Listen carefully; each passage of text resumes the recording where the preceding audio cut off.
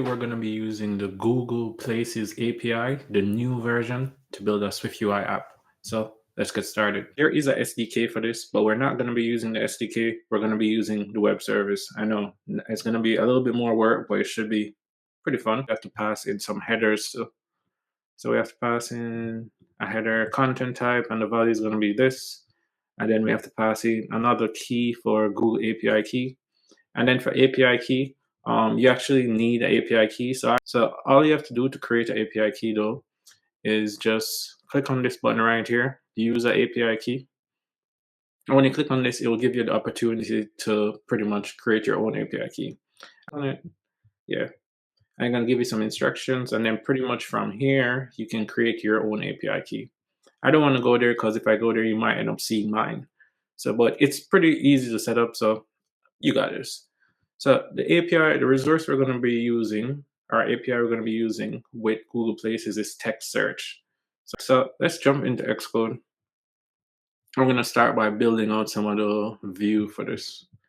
So I already loaded my API key in here, saved it to user default. So if you'll probably see me using something like this, user defaults, that's standard to fetch my API key that I've stored locally to get it. So that's how I will do it, but you will just be able to copy your API key and paste it whenever you want. All right, so first things first. So first thing, we want to be able to enter some type of text, and then once we enter that text, we'll be able to basically type in like an address, and then we'll see all the restaurants that are nearby, or places that are nearby based on that. So let's build out some of the view first. So I'm thinking that we're going to have, say, a tab view. That way we might want to have multiple sections. Maybe we want to have a screen where it's list, and then we have a different screen where it's like a map. So let's build this piece out really quick, just some quick UI. And we're going to start first with just by creating a tab view. And we want some type of, so for the first screen, we could have probably like start making the list view. So like say restaurants list view. So let's create a folder real quick. So call this new folder. And we're going to call this restaurants list. And then we're going to create a SwiftUI view inside here. I know you're waiting to just get to the API. I'm going to add in chapters so you can kind of skim through it, because this is going to be a lot of the UI portion right now. So restaurants list view. And then I'm going to go through this pretty fast. I'm assuming y'all are pretty familiar with Swift. If not, check on my previous streams. I take a lot less time. Right now, I kind of want to see how far we can get with this. So I'm going kind of fast. So, all right, so we go back to our content view, and this is where we're going to pretty much add our restaurant list view. And now it's going to be pretty much the same thing. If we should run it, it's just going to be hello world. Pretty confident that it's going to be that. So I'm going to start by adding my view model. So I'm going with MVVM for this architecture. And for handling our business logic, we're going to need a view model. So I'll just add that in right now. So restaurant view model. Okay. And then I'll say class, let's just create this view model. So class restaurant view model. And we're going to need to make it observable object more than likely. So we'll say observable object. And then we're going to make our view, restaurants list view, have access to it. So we'll say state object. I was thinking here because I was just like, should I use a state object or should I use an observed object? And I was just like, I'm going to go to state object. So restaurant view model. Restaurant, should I call that restaurant list? But whatever. Let's call it. Let's call it. It's going to bother me. So let's say restaurant list view model. Copy this. And let's just change the name here. Nice. And the restaurants list view model. Nice. All right, so we introduced it to our view. So now let's see, because right now I'm really excited about using the API. So I'm kind of rushing it myself. So I'm creating the view model. I'll just hit that, initialize it, doesn't have anything. And then I'm going to add a navigation stack here, more than likely, just in case we want to navigate to a different screen, which we will more than likely, so that we could see basically the more detail about each restaurant in the list.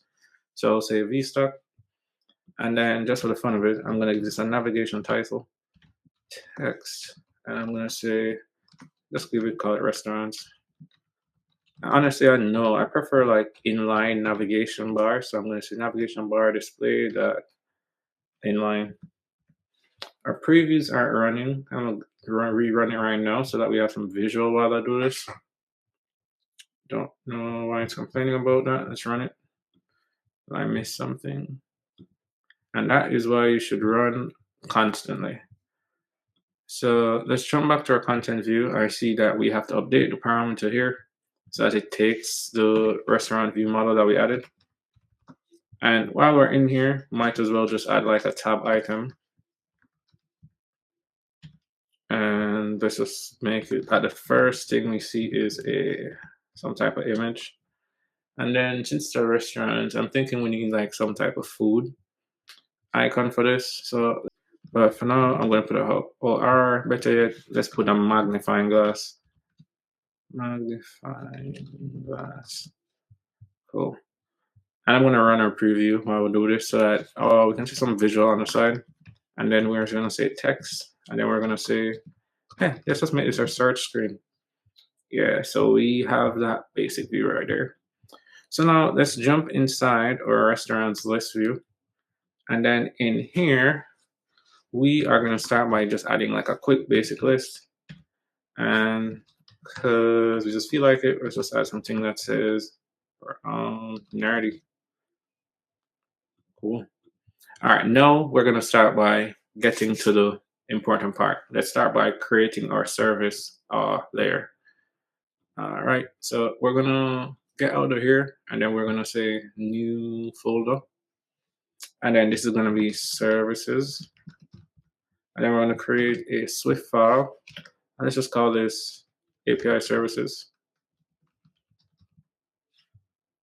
And then we're going to create a protocol. And we're doing this so that we can, later on when we decide to write unit tests, that we can use abstraction of this. So that we're not firing like real API calls, like live API calls in our unit test. So we want to fire like fake mock API calls. So basically, for doing that, for our mocks, we're just going to have a different class just conform to this API to this protocol. So first thing is func fetch places, and we're going with Swift concurrency, so we have to use async throws. And naturally, I want to return some type of model, but I haven't created that model yet. So I am going to do that. So I'll jump to here and I'll create one new folder. And I'll call this models. And then I'll say new. And then I'll say new file. And I'll also call that models. And now this model is going to take a struct that we're going to call I don't want to call it place because I'm pretty sure Apple probably has a class called place already. So I'm gonna use restaurant instead. And because we're going to be getting this data, actually we're going to be encoding this data. No, we're going to be decoding this data. We have to have it conform to decodable. And we're going to be using this inside a SwiftUI list, so they're going to access it's going to need to be identifiable. Another requirement for using identifiable is that you have to have a property called ID, and I'm pretty sure our API response is going to have something like that. So I'm just going to put that in there for now. So now let's look at our response so we can start like building what our data is going to look like. So let me see. Let's maximize this again. And this is our API call we're going to use. And we want to see what our data model would look like. So it says it's going to return an array of places containing all matching places. Each place in the array is represented by a place object. and say it's a return this. So this is what our model is going to look like. So it's going to have a name. It's definitely going to have an ID, and good thing it is string. It has a couple nested value called localized text. It has that right there. It also has national phone number, international phone number. All right, so just to test this out and not waste too much time, we're going to settle it for now, and then we're going to add in more properties. We're going to settle with at least just getting the name. So we'll do this, let name, and then once we get the name, then we'll start adding in more more features. Cool. All right, so we start adding in more properties. All right, so now we have our model that we can use here. We're going to jump back to our service file. And now we need to make it that it returns an array of restaurants. Nice. So we have the protocol that does this. Let's maximize this again. But now let's make a class that conforms to this protocol. API services info. And then let's have it conform to it. API services. It's going to access that add the function that it needs, which is fetch places. And then it's going to complain about an error. But all we have to do is just, to silence that error for now, let's just return an empty array. Let's just return an empty array. Okay. Now you see that that error disappears. So next, what we're going to do now is see if we can start using the API, which is like the core thing. Once we can get that done and kind of decode it, we good. We just got to make some views. So let's start by going here, and we're going to say, let's jump back to Google, and let's get a copy of that API endpoint. So let's go back, and we need this endpoint right here. So we'll say private let endpoint, and let's make it a string, and let's just say this. All right, and then what is it? Oh yeah. So these are going to be the parameters that we need. So I'm just going to copy these for a second. I'm going to paste them here for now, but I'm actually going to comment them out. I just can't bother to go back and forth. So I'll do that. I know I can maximize our window and be kind of done with that screen. We don't need this one since we have that here. All right, and this one header here. Okay, let's comment that out. All right, so from this, we can see that one thing that we have to pass is a text query. And this text query is going to be basically the text that we type in a search field so that we can search for different restaurants. All right. And then these look like they're just headers that we have to pass in. And then so content type, API key. As I said, I already have my API key loaded to user default. So you're going to see me fetch mine different from how you might. You might just want to use a raw string to fetch yours. And then for Google field mask, that's like basically saying, I kind of just read the documentation earlier. So it's kind of, a Google field mask is basically saying what properties do you want us to return. That's a way, I guess, because the places model is just so huge, it can take time. So if you specify what you want, that can speed it up. But honestly, we're just gonna put something like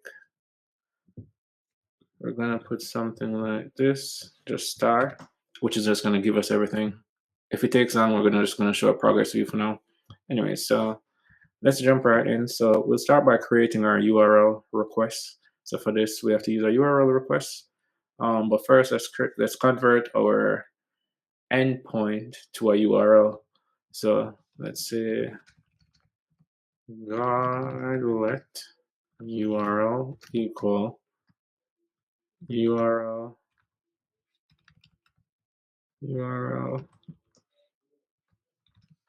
string, and then we're just going to pass in that endpoint that we created. Else, we don't want to just return, we actually want to throw an error. So to do this, we're just going to create a quick custom error and just say enum, and then we're going to call this API error, have it confirm to some error type, and then we're going to give the first case, which would be invalid URL. And now we'll use this to throw an error. Invalid URL. Now, if we press enter going down, let's see. I kind of don't remember exactly how we set this up, so we're just going to be a trial and error thing. So we'll say, let's see if we can clear it our URL request now. So let URL request. This is where we're going to add our type, the method that we're going to use. So it's supposed to be a post method. We're going to kind of encode our data here too, and we're going to add our headers to it. So let URL request equal URL request, and it takes a URL, which is great. And we don't have any errors. Nice. And then what we need to do, so if we go back, when we were here on the Google Places screen, they said that a text search, which is what we're doing, request is a HTTP post request. So let's specify that. And then so let's jump back out of here. And URL request has a property on it called HTTP method type, and this should just require a string, and it defaults to get, so we definitely have to specify post. Nice. So now let's see if we can add in the headers. Headers set value for header. So the first one, it looks like it's this. Command C.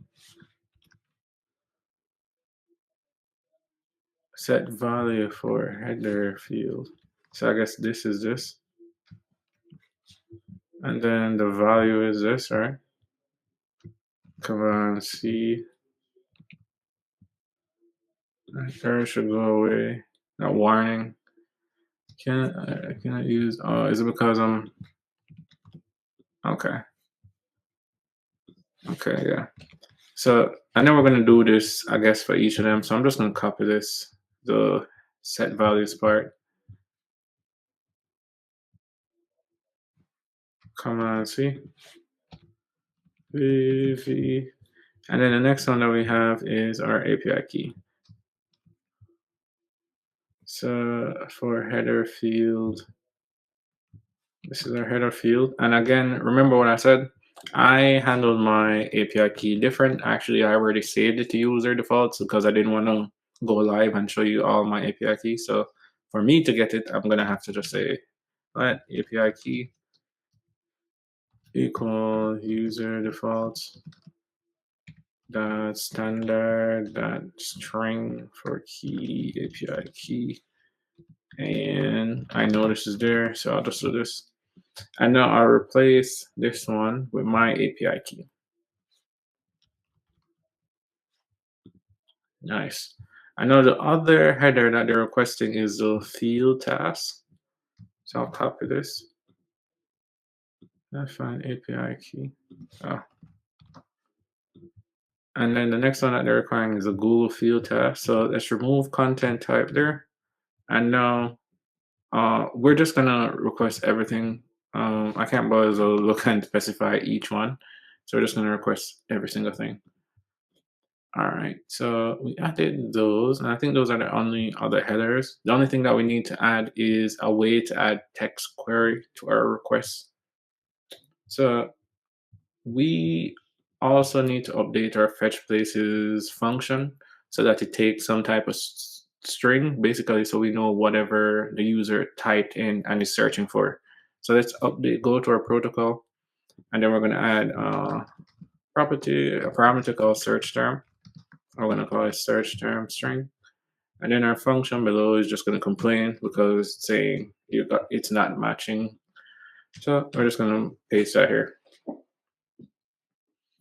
All right, nice. So now let's see if we can use that search term and add it using the text query parameter. Let's go back to, let's minimize this.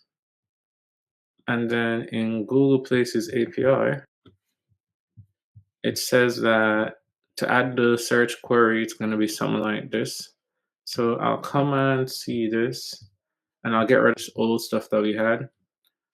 If this doesn't work, we might just have to re-add that, but I think the headers look like they're working exactly as expected. So now for text query, we need to find a way how to add text query, but we're adding this to more so the body. It's not going to be a header. So we need to add this as data to the body, unlike how we just added the headers to our URL request. So to do that, we have to pretty much create a dictionary. Can't remember, that's what it's looking at. So it's some type of key matched with some type of value. And the name of the key is pretty much the parameter that the API needs. So we'll say, we could make this a let, I guess. Let request body, let request body. Yeah, search request, maybe search. Yeah, let's just do this request body. And we're going to make this just literally just be something like a dictionary where the first key is the key that's required by Google. And then we are going to use the value as whatever we typed in. And now we need to add this request body to our URL request.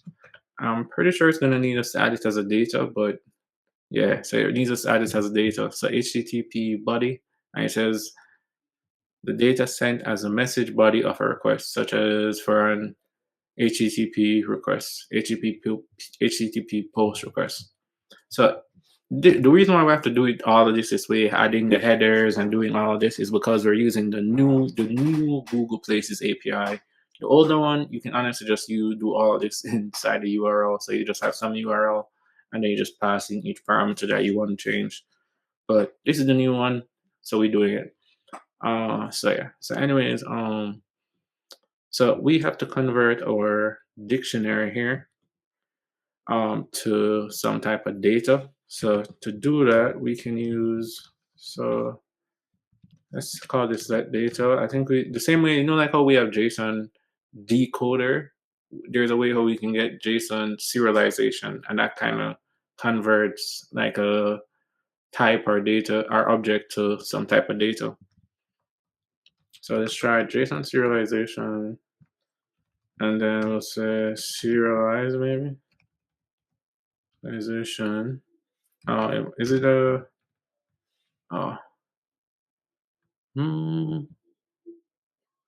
data? So that's takes data. Oh, we want to use with JSON object, and this is an async one. So yeah, let's use that one. So it takes it takes any type, so we can pass in our dictionary, and it can fail. So we'll say try. Matter of fact, let's just wrap this in a do catch.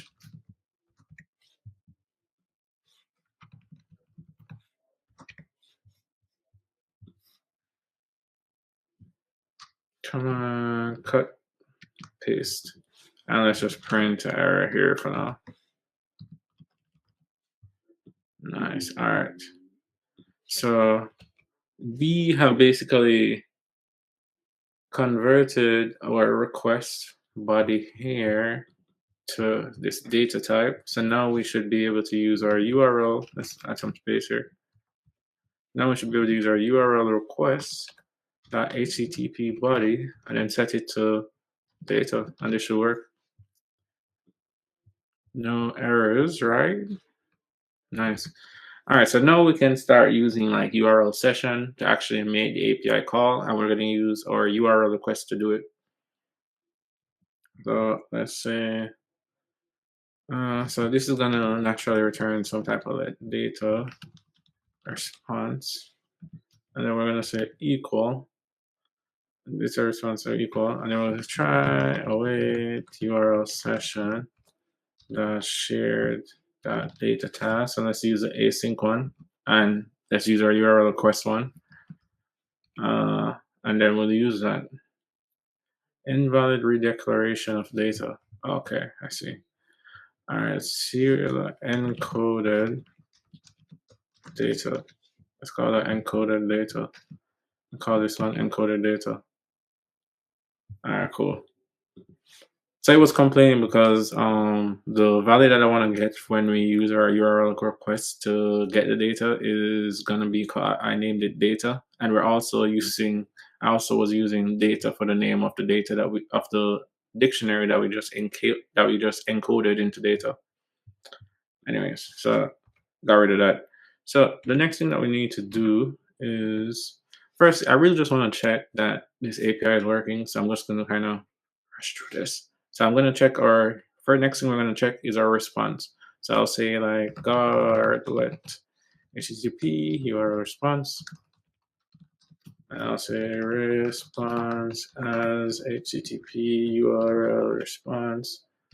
And then we're going to check the status code on that HTTP URL response. Check to make sure it's between 200 and 299. Because those are valid status codes. So I'll say HTTP URL response as status code. And then if it is not, then we're going to throw some type of error. And let's just call this a invalid response. Invalid response code. And then let's scroll down here. Let's go to API error that invalid response code, throw that error. But if we don't get that error, then we know it's good and we can start messing with the data. So now we're gonna try to decode this data into our array of restaurants. So let's see if this will work. Let me zoom in some more just to make sure y'all can see good. All right, yeah.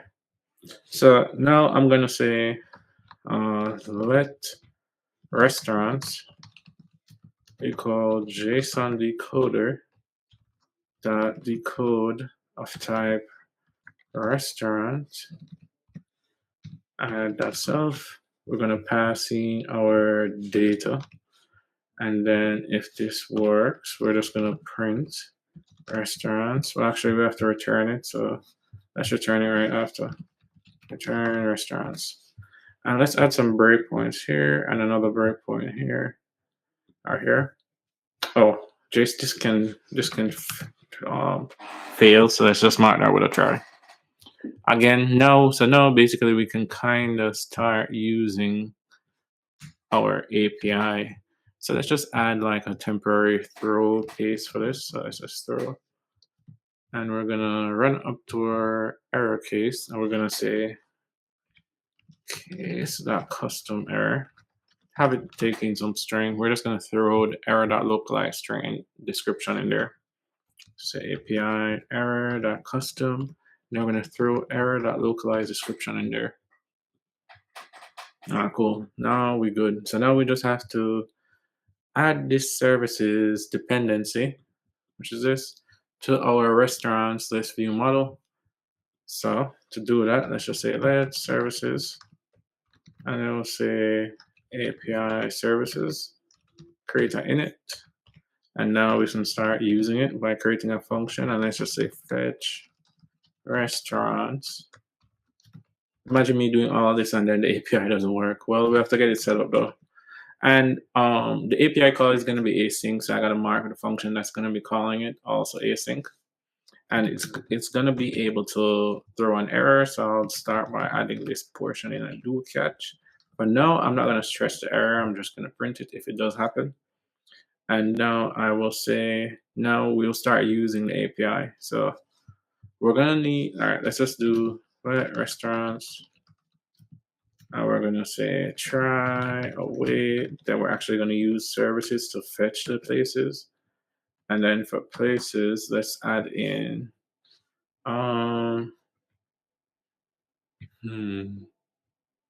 Let's just say I wonder if we put some generic like, oh, let's say New York,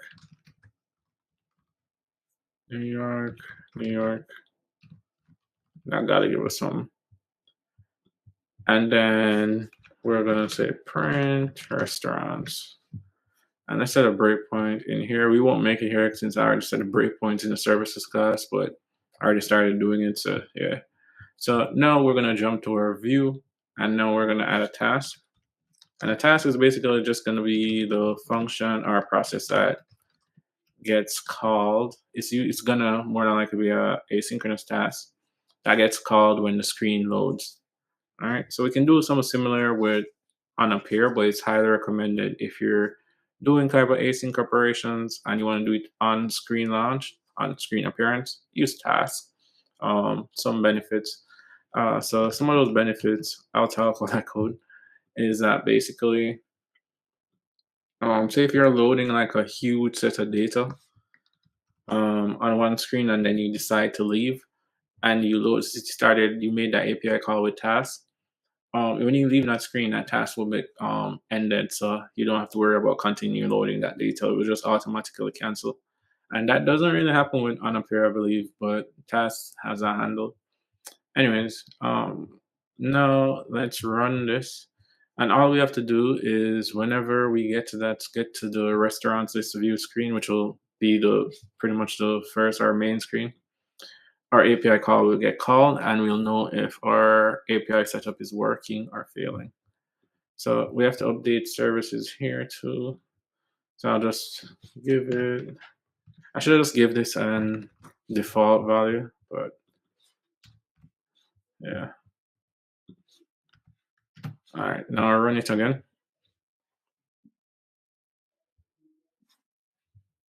And our API gets called, but we hit an error.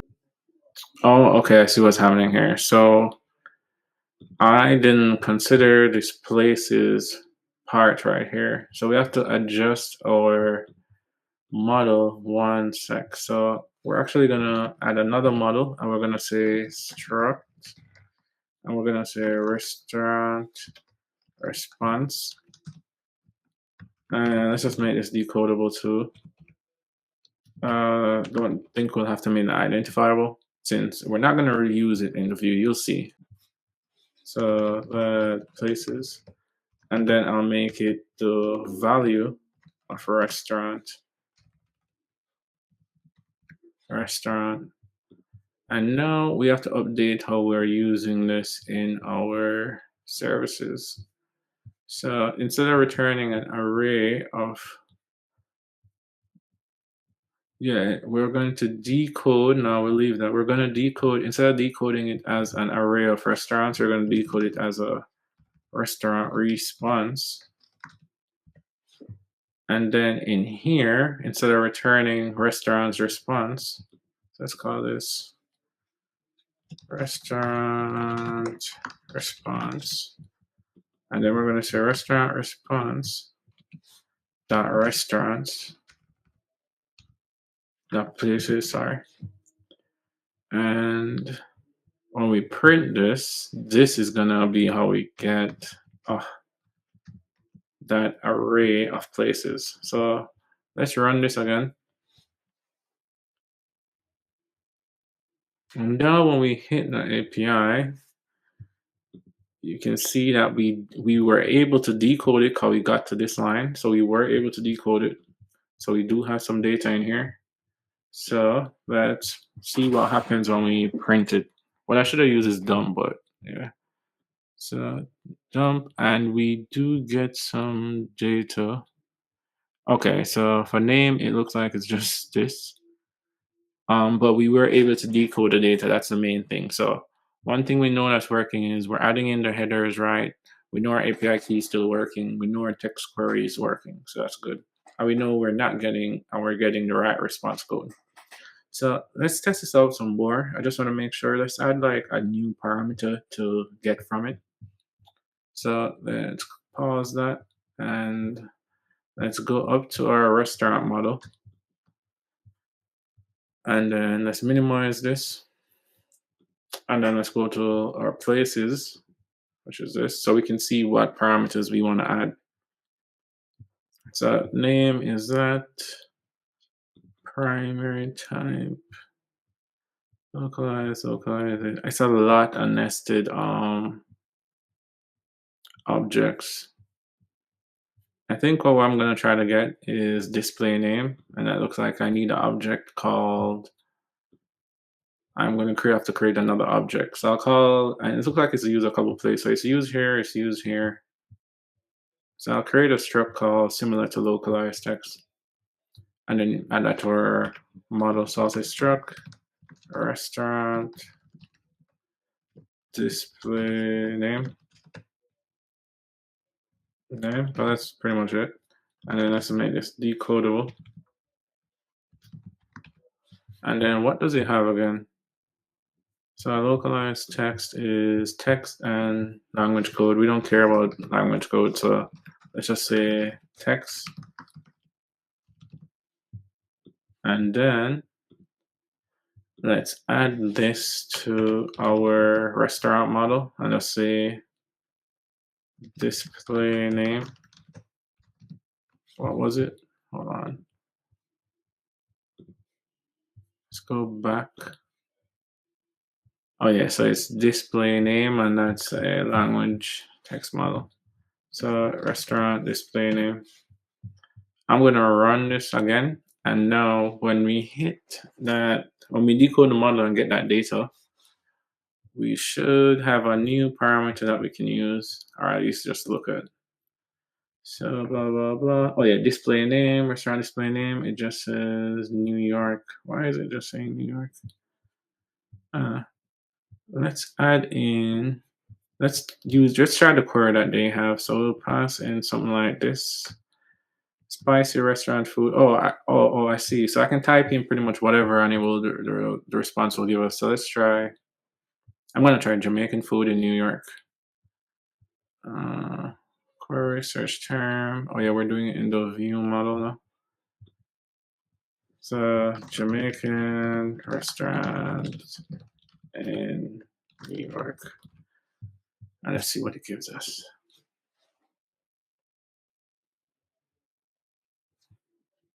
We hit that. Now our breakpoint gets hit. Do we have anything in here? Yes. Okay.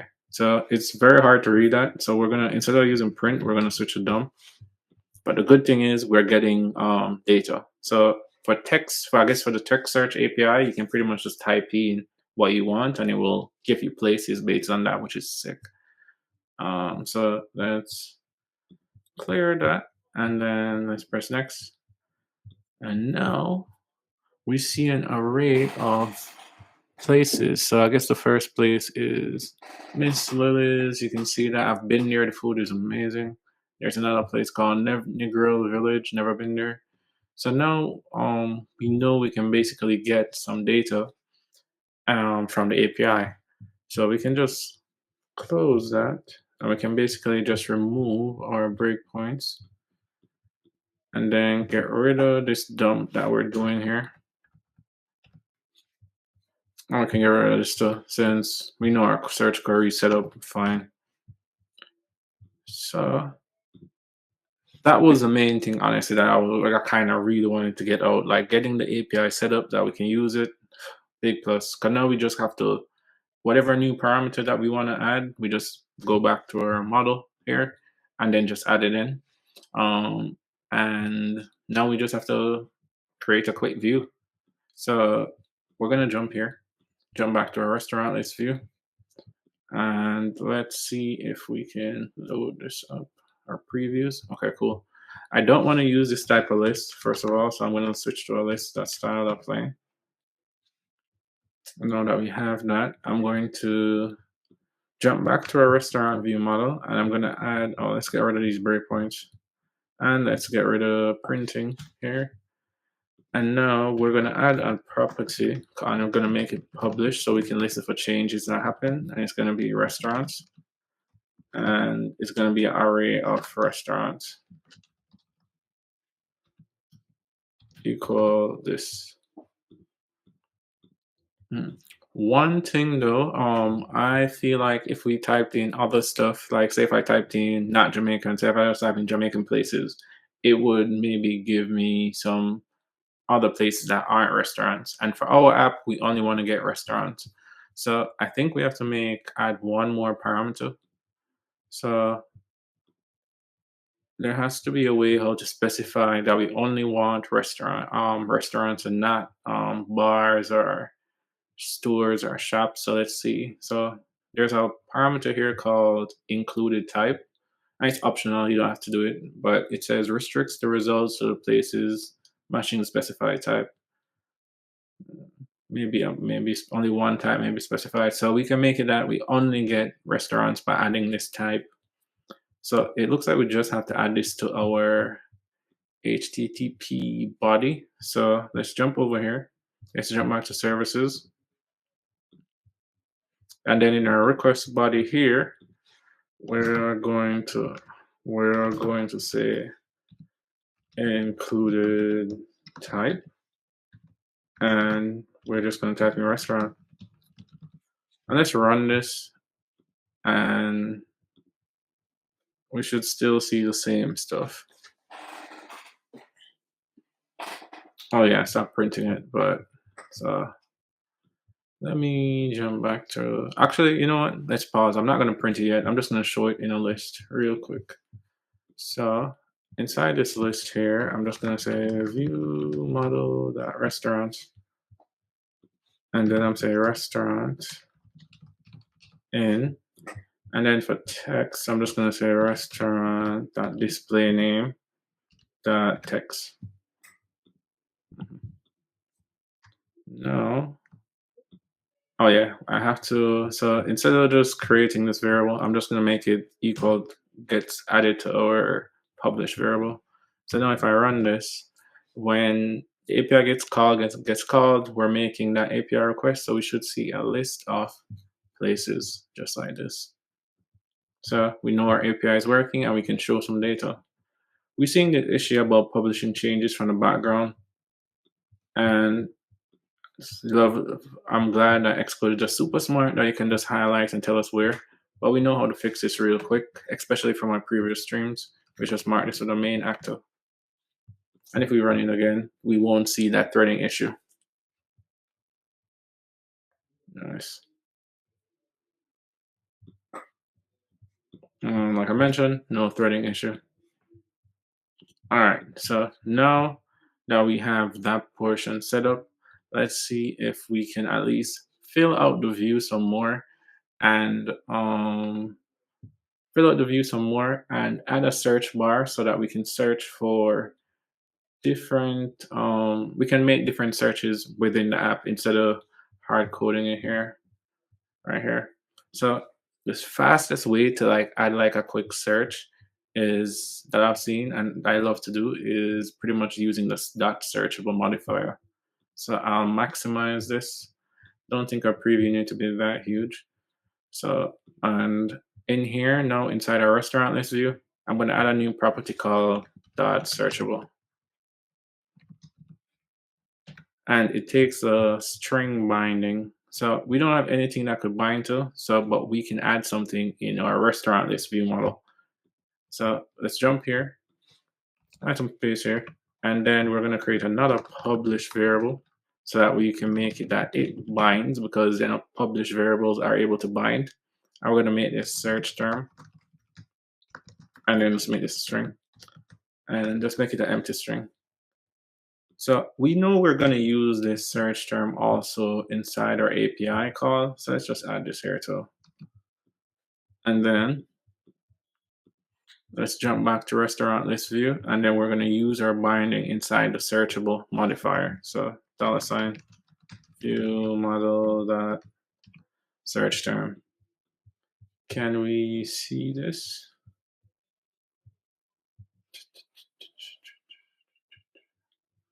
Okay, so we don't see anything here because one, we're calling the fetch restaurants API still, but we're passing it with an empty string, because remember, we're passing search term to it. And right now on start, search term is empty. So what we're going to do now, we can basically get rid of tasks from here because that's not what we're going to do. What we want to do instead is make it that whenever the user searches, that we fire that API call, the search term API file. So to have us handle whenever. So all right, let me click this. Oh, we can't see it in here. I have to do I? Yeah, I gotta run this for you to see. So let me minimize this. And so for the searchable modifier, when you add this in, to click like the send button, you have to activate the keyboard. So to do this, I press Command Shift and K, and I'll press Command Shift and K again just to show you. So Command Shift K, and then you see a keyboard. So you see the search button right here. This is what's linked to our. Let's get rid of this. Yeah, this search button here is what's linked to our searchable modifier here. So to add some action to it, we can say that we have to add another modifier. I think it's just on submit.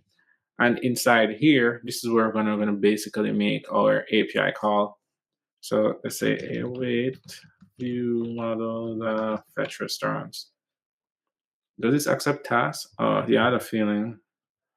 So because this is expecting a synchronous call, we have to put this inside a task and then call it. Okay. Now let's run this again and then let's add a breakpoint just to make sure that this gets called whenever we click that button. So let's do food and let's try Japan.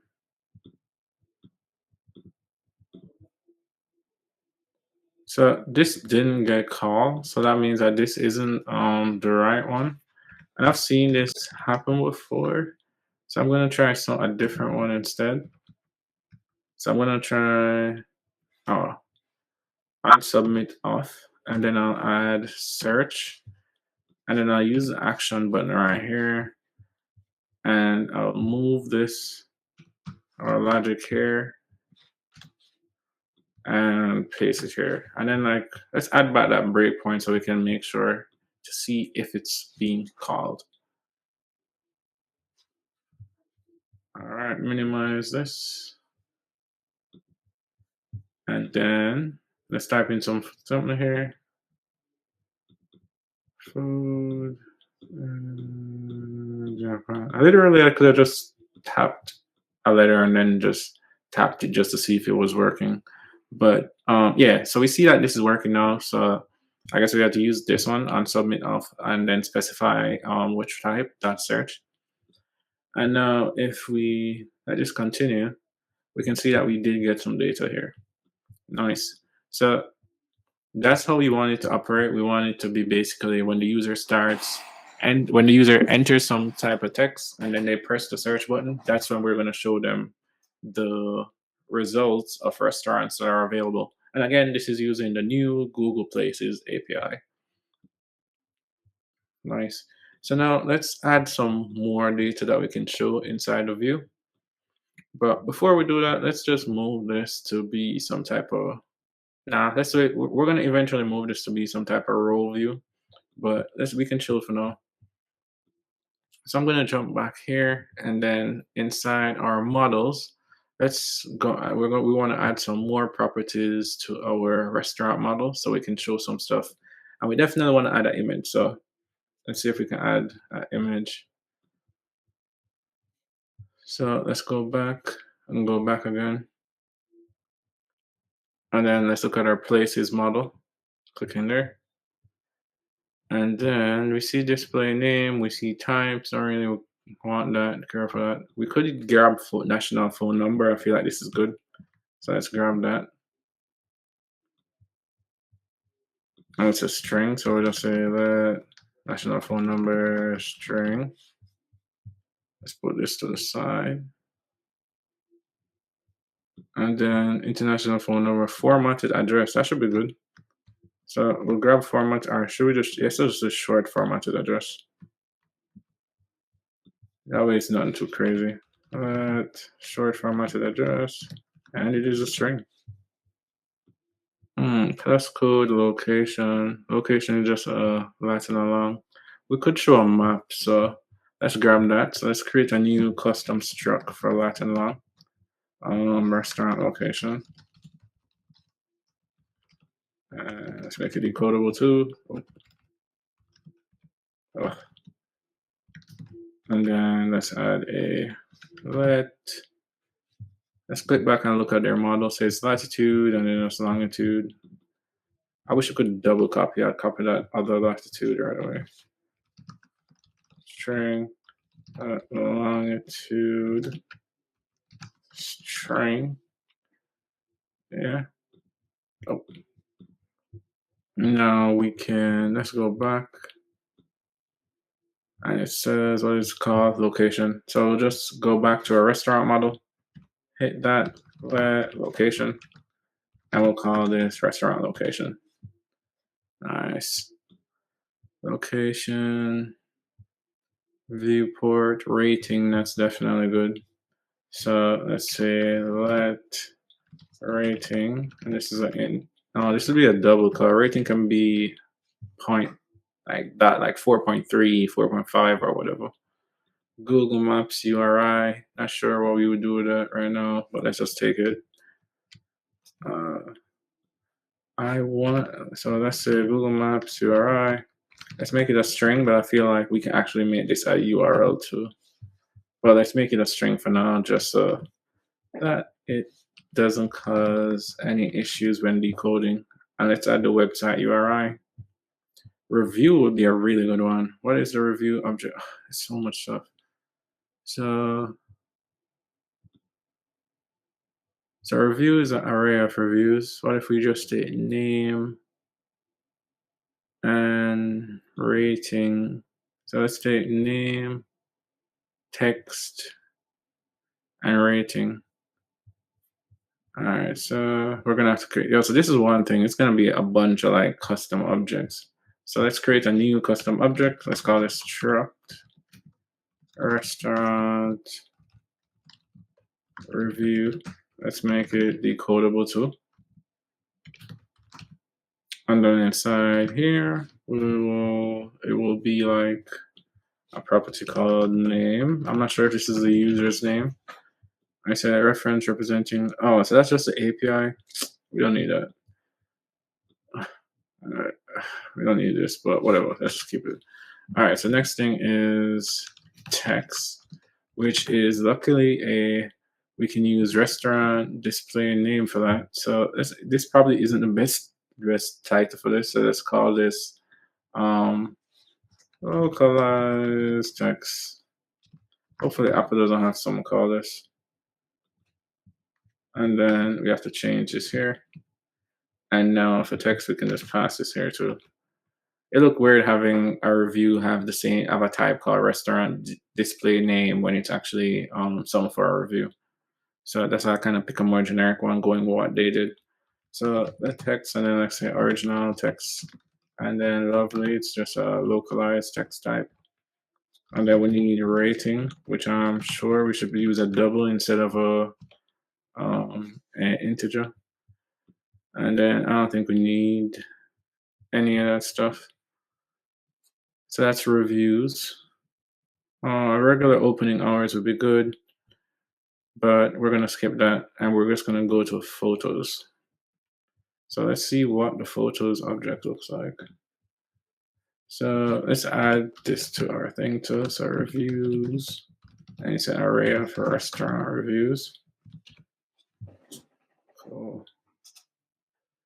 Did I add location to it? I don't know. I'll go. Wait. Did I add location?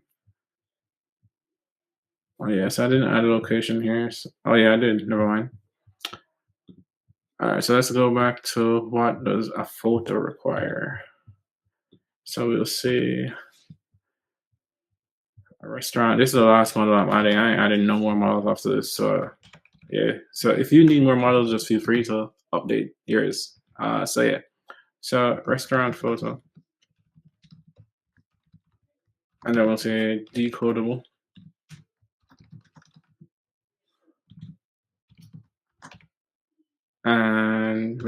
property called name, but I feel like maybe we need this. And there is a width, a height, a Google Maps URI. Why do we have that stuff? All right, so let's say let width px. I'm hoping we don't need this because I was expecting to just see like a full URL for the photo. I really hope they're not trying to have us create the photo. Google Maps URI with the maps on with the photos authors. Do I care who the photo author is? Not really. A link where a user can flag a problem with a photo. A link to show the photo on Google Maps. Okay, let's just see what author attribution is. So information about the author of so whoever posted the photo. Don't really care. I just care about creating the photo API. I have a reference representing this photo ID, which may be used to look up this photo again, also called API resource name, places, place ID, photo. So no, they don't really give me much detail on how I'm going to create the image for the photo, but we'll figure that out. So now we can get a bunch of data from our API. Our model is massive. So let's jump back to our restaurant list view. It's not that, and then we can rerun again.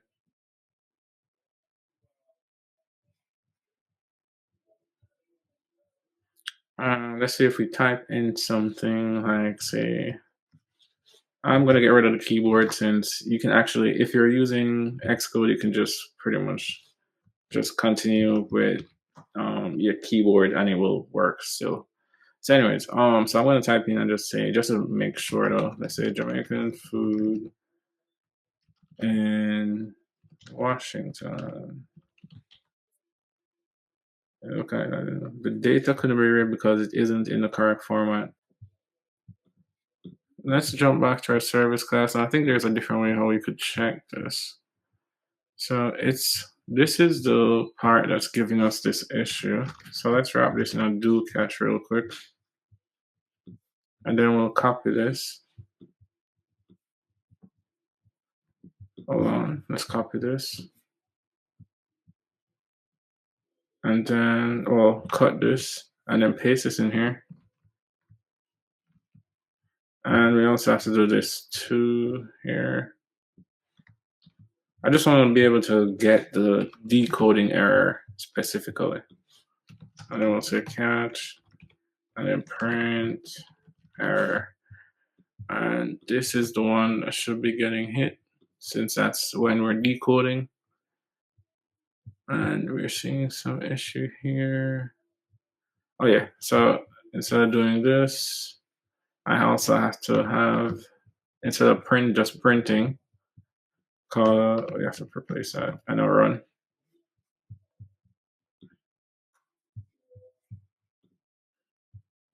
Food in Japan.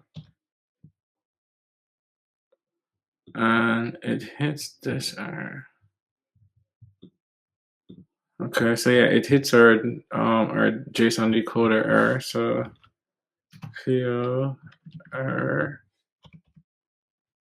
And it says, okay, so it says coding path, keys, places, and expected to decode string, but found number. Expected to decode string, but found number. Oh, is that my latitude and my longitude? So let's jump to my model.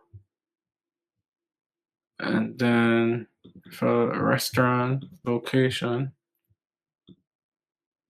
Oh, okay. So I have these as strings, but it should be a number arbitrate at double.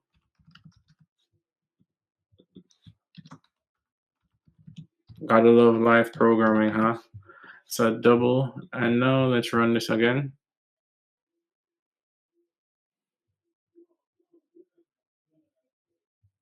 And now let's search for food in Japan. And we still hit an error, so let's see what this one is. Index value. So I said no value associated with key values, national phone number. Oh, they don't know what national phone number is because that property is optional for some places. So it's not that it shouldn't be there, it's just that it's optional. So same thing for website URI. So let's add this back and we're gonna make this optional. And all right, so phone number, it was complaining about website URI, it's complaining about, it might complain about Google Maps URI. Not sure why I even added this, probably don't even need this. Let's run this again. I think it was just because some places might take more effort in their social media, so they might have a website, some might not have a phone number at the time. Boom. Yeah, so that was pretty much the issue.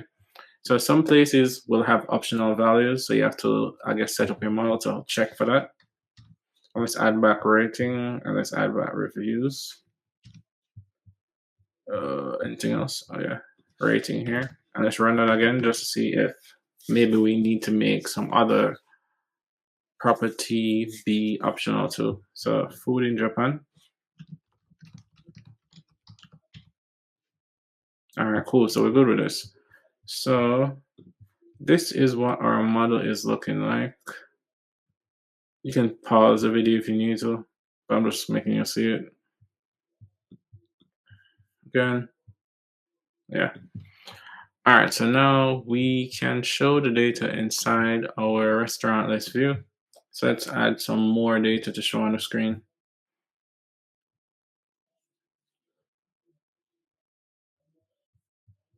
Let's just add something like food in Japan.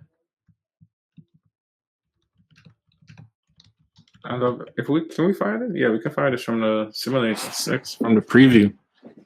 That's amazing. All right, so what we want to do now is let's create a V stack in here. I'm gonna say V stack. Eventually, we're gonna move this row to this view to a separate file of its own and make a reusable view, I guess. So we say alignment. I want this to be leading. All right, and now I want to first have the restaurant's name.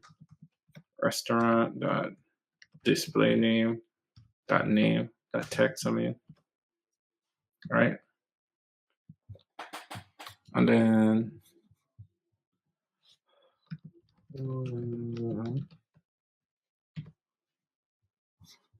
okay, and now I want to also add.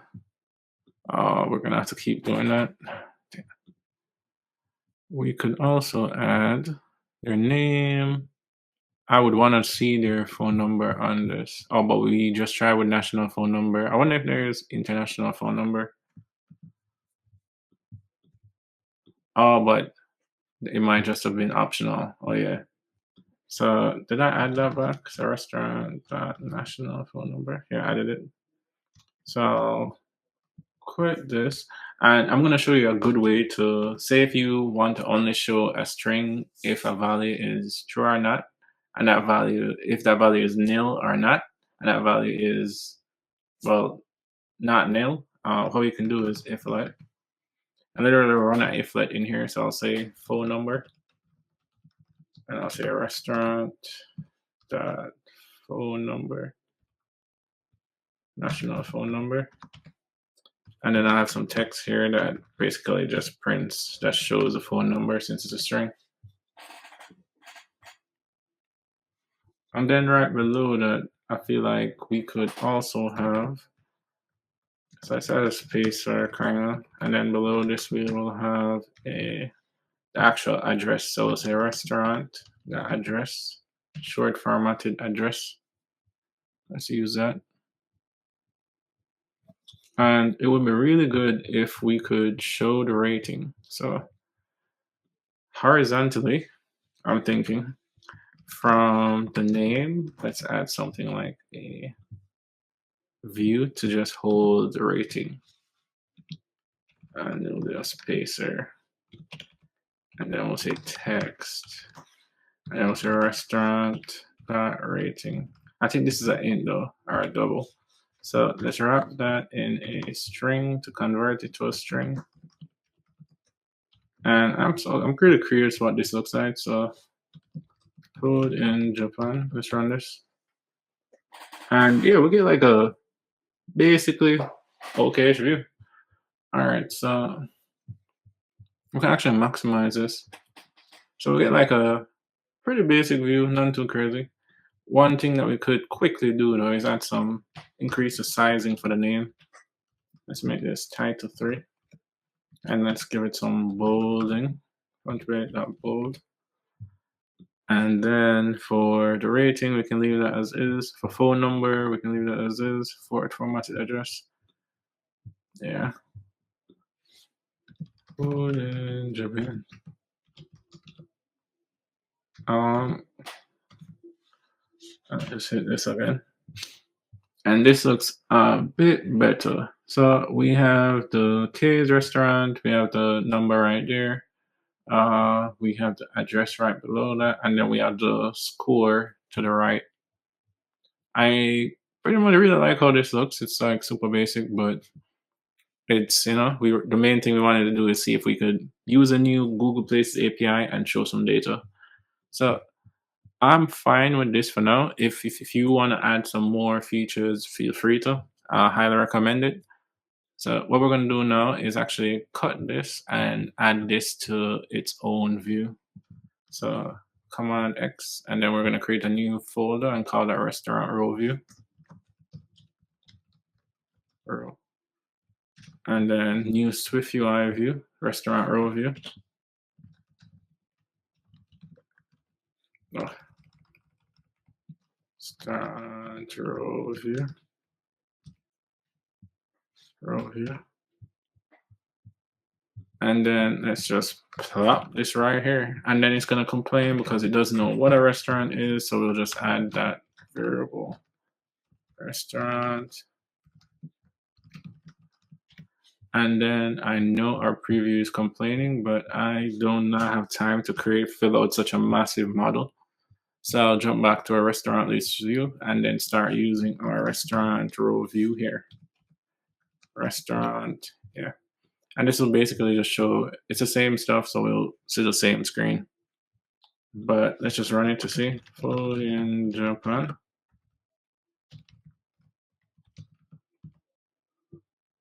I see the same basic view. So now what I want to do is at least see if we can navigate and push to another screen. It's just 3 more things. I want to see if we can navigate and push to another screen.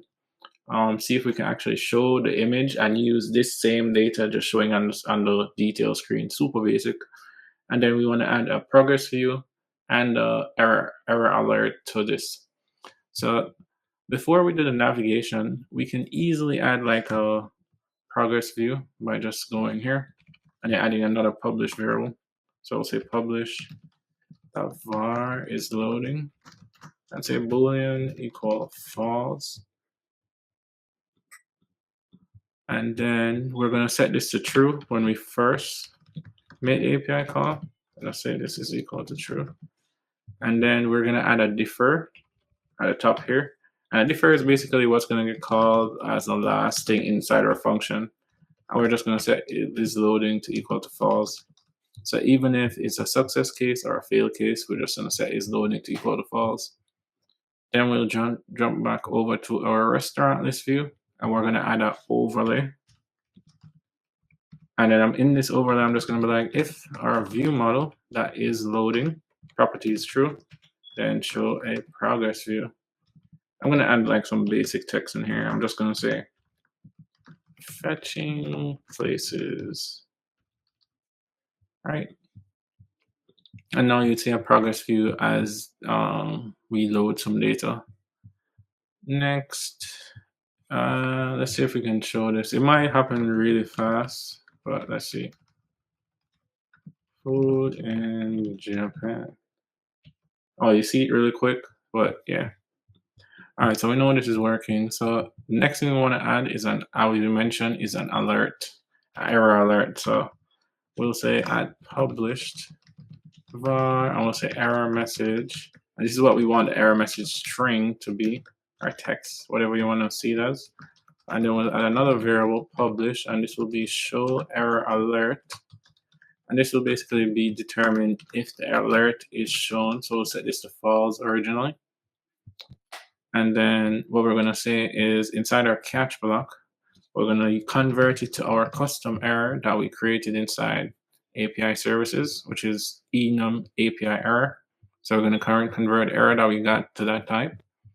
So let's jump back here. So we'll say if let custom error error equal error as API error, and then we're going to say error message, which is our custom property, is going to then be equal to custom error, and we didn't add like our custom error that we want to show. So we're going to quickly jump to our enum, and we're going to create something called error message. It's going to be a string, and it's going to switch on the enum itself, and then based on which case we'll get a different error message. So this one will say invalid URL. So that's the error message that's going to pop up in the alert if we get that error case, if we ever throw that error. And it will say invalid response code. And then for this, we're just going to say something went wrong. And then we're just going to pass in the error message. Not sure why I just gave it that name of string. We're just going to change that to error message and pass that in there. So what we can do now, if we jump back to our view model, we can say custom error, and yeah, we can say custom error dot error message, and then outside of that, we can just show error alert, set that to toggle. So now we will be able to create some type of error message that we want to show, and we can toggle the show error alert so that we show it. Really and truly, we could just put this inside here, but it should still be fine. So restaurants, let's view. We're going to jump here, and then we're going to add another modifier, and this is going to be an alert modifier. We're going to go with this one, even though it's basically about to be deprecated. We're going to say is loading, but show error alert. And then we're going to call the error type, and then user text, and then say view model dot error message, and use it like that. So now if we get an error, we'll pretty much see the error alert pop up. So to kind of force this to happen, oh, I forgot to put rest return. So to kind of force this to happen, I could just say delete some part of our URL. And then when we run this, we should see a pop-up alert saying that some type of error has occurred. Well, or at least when we try to search. So food in Japan. We see this alert saying something went wrong. A server with the specified host name could not be found. So we know our error alerts are working. Nice. All right, so next thing is, as I said, and this is going to be the second to last thing. We want to be able to, next thing, navigate to another screen. And to do that, that is actually really easy. All we have to do is wrap restaurant row view here inside a navigation link. There's a bunch of different ways, but the simplest way is this. So we wrap it inside a navigation link. And now we have to create the view that we actually want to get pushed to. So it's a new folder. I would say restaurant detail view. And we're going to create a SwiftUI folder in this SwiftUI view in here. I'm going to call this restaurant detail view. And then this is going to need a restaurant type. Restaurant. And I'm not filling out a model for restaurant, so I'll do that. And then I'll replace this with a VStack. And I'm going to add a navigation title. Since our parent screen pretty much is in a navigation stack, so we will have one. But if we want to see it in previews, we would have to add a navigation stack around it so we can see in previews. But if you run the app itself, you'll see without having to add a navigation stack. So for this now, for the text, we're going to say restaurant.display name, and then text. And then for this screen, as I said, the main thing I really want to show over here is the photo. So I want to see how we can actually build out the photo that we're going to use here. So let's jump back to our restaurant list view though, and then in their destination, we're going to say restaurant detail view, and this requires a restaurant, so we'll pass that restaurant in. And now if we run this, we should be able to at least tap each row and navigate to a different screen. So we'll say food in Japan, and then click that, and we do get pushed to a different screen. Cool. And you see that we're seeing the navigation title here, even though inside my restaurant detail view, I don't have a navigation stack. And as I said before, that's because our parent view was already in a navigation stack. So next thing, let's minimize this. So we can push to the screen. So the next thing I want to do is at least show some type of image here. So to show image, let's see what's inside our photos property. So let's go to services, or at least a restaurant view model, right? And then I'm going to set a breakpoint here. And then I run it again. I just want to see what the photos property even looks like. So I'll say, in this time, food in Jamaica. And then I'll say basically, I think it's just going to skip over this. So for now, actually, let's do restaurants. And I'll run again.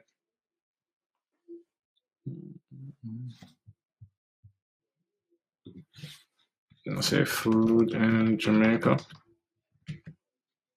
And now what's going to happen is I'll be able to skip to the next. Oh, we got an error. What? So let's see what this error is. No, it's also the key for the value rating. So one of these places doesn't have any rating. So places, restaurant places.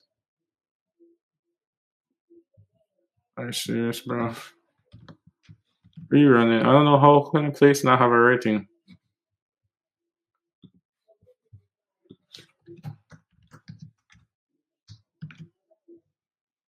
I guess it's just when it's just grayed out stars, I guess. Yeah. Food in Jamaica. Oh yeah, another error. What? I might as well just make all these properties optional. Alright, so error. Reviews. The reviews property. Oh, because rating is 0, so that reviews is whatever. So reviews is optional too. And we'll run it again. I think that will be the last one. And we're going to do food in Jamaica again.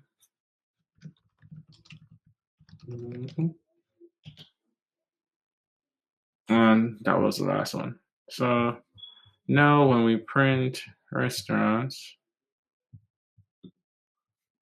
when we dump restaurants, it's going to look way more easier to read. And what we see here, so we see we're looking for photos. So let me see, PO restaurants dot 0 dot photos. And the photos property. Let's look at restaurant. Yeah, it looks like I didn't add photos. So how does that property look though? What's the name of it? Sorry. Oh, just photos. And I made the object too. Photos, I guess it's an array of. Let's see what pop up. I know I made it restaurant photo. I wonder if they're gonna make this. I have to make this optional too.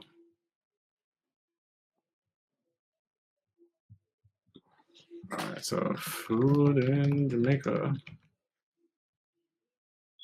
Yeah, looks like I gotta make that optional. What's the error? Photos, of course.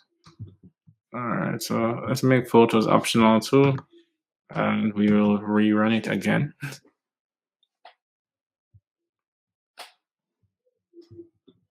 And then we'll say food in Jamaica. And that actually was able to decode, so that's good. So now I don't really care about that. I really just care about restaurants, dot zero, dot photos. I want to see what these values are. So we have a property called name, like this. And let's place photo new, we'll have some info. A place photo request is an issue if you get requests to a URL in the form. Let's copy this. And as I said, I just want to test to see if this is working. So we're going to actually jump to our restaurant detail view. And we're going to use the first photo inside here. And we're going to say if let photo equal restaurants photos first. And then we're going to use an async image that takes a URL and some placeholder. And for the URL, I know this is going to be horrible, but I just want to see if this is working, people. So URL, I'm going to say string. And I'm going to literally paste this in here. And then what did they say? So they said API key, I have to change that. So let's add this piece. Let's just fix up the rest of it, and then we'll jump back to the URL. So we'll go down here, we say image, resizable. We'll make the frame, the width, the height, 300. Okay, cool. And then for the API key, for me to get my API key, I have to do API key. Remember I said I saved mine to user defaults before we did this. So y'all can use my API. So this API key, I know it's there. So yeah, I know it's, come on. I know it's there, so I'll do this. Enter. And then for the API key portion they mentioned here, I'm going to replace this with API key. And then for parameters, they said we have to add, what is it? Oh, width, height, X, and so I'll do this, and I'll say 300. And then if I have to do name, so I have to say not photos, but photo. Instead of doing just name, I have to say name photo. So let's replace this. Photo dot name. And then when we click on it, we should be able to see whatever this image is. I think if this, unless this URL isn't created properly for the image. They said either the max height width or the max width. I should do max height. What was it? Let's do max height px, not width px. Max height px, not width px. And then let's run this, see if this works. I have no idea if this is going to work, but let's see. So let's try food in Jamaica. And then the thing is, like, some of the images, some of them might not have images, so we just gotta risk it.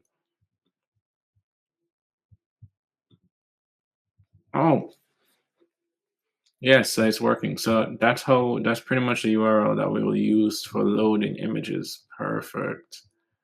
So that's how you can load images. So let's jump over to restaurant. Let's jump to restaurants list view. I mean restaurants detail view. And then inside here, since we know the format for this, let's just copy this. And we're gonna see if we can create a quick view model for this, for restaurant detail view. And that's where we're going to handle actually formatting that URL. So let's say Swift file, restaurant detail view model. And then we'll say class restaurant detail view model. Let's make it an observable object. And then inside here, let's just paste the URL for now, just so we have a reference. And then we're gonna have a function. Well, let's introduce this restaurant detail view to our actual restaurant detail. Let's the view model to our view. So I'll say again, state object, view model, restaurant detail view model. Let's move the requirement of the restaurant to the view model instead. So let's say this, and let's add that in it. Cool.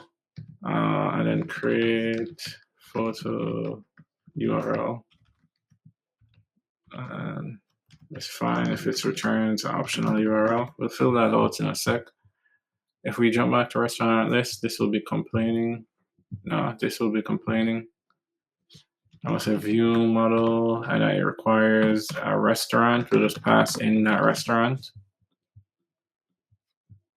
And if we jump back to restaurant list view model, well, not restaurant list, but restaurant detail view model, we're going to basically create the URL using this stuff. So we're going to say, first of all, we're going to take the, so let's just say return.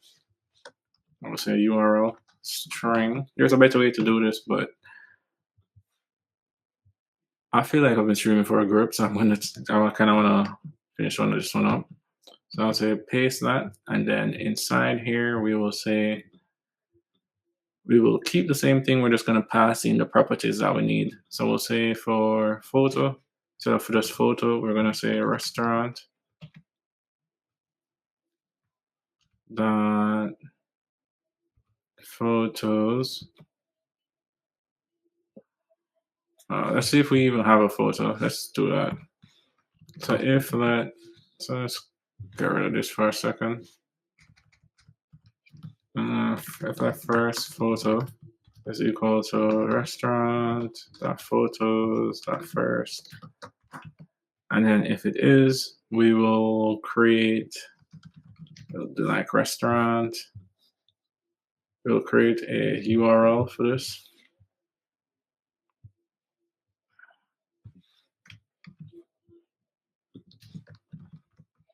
And it's going to take a string.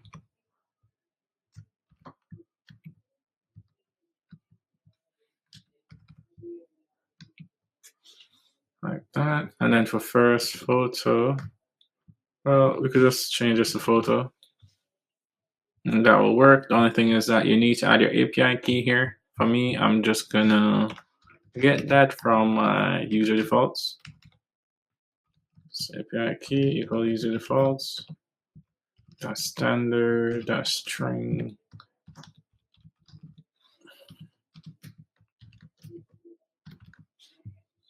And then we have our API key. Then for this one, otherwise, if this doesn't work, just return nil. So now what we can do now, we have a function that pretty much, what is this nil? It requires a contextual type. Now return an empty array.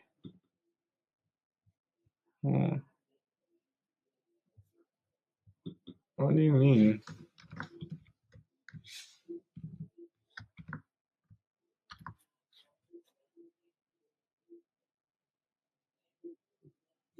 Why do I? Oh, I have to do a return now. Because I was like, what is this? Oh, okay. I was like, what am I missing? This should be working. All right, so now we have a function that pretty much creates the photo URL that we need for us. And if you need to copy this, just pause the screen and just grab that. And you can clean it up. We could clean this up some more, but we're almost there. So the last thing we're going to do, as I mentioned, is instead of using our URL just like this inside the view, we're going to get rid of this. And we're just going to use, oh yeah, we actually don't need to use this either. And we're going to say if let photo URL. So you call view model.create photo URL. Then we're gonna move this here, paste that here, and then we're gonna replace the URL that we're using here. With photo URL. Nice. And then for this, we just have to say view model.restaurant since we moved the restaurant dependency to the view model. So now if we run this, let's see if we can add some corner radius. Let me make this like 4. And then run this.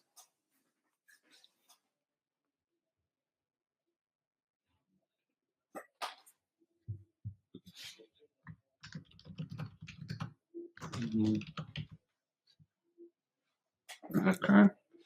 And we're able to see the image right there for the view. So I'm gonna pause it right here, but pretty much what you can do is like we know now how to show the image. You can, and we have added mad objects, we added a lot of properties. So we basically we do have access to all these values here. We can show location, we can show some more text, and we can show the ratings, the reviews, a bunch. So I'd encourage you to just take some time and kind of mess with the app. And inside this detail screen, just add in multiple different properties that you see on screen just to build out the UI for this view. And yeah, I feel like this was fun.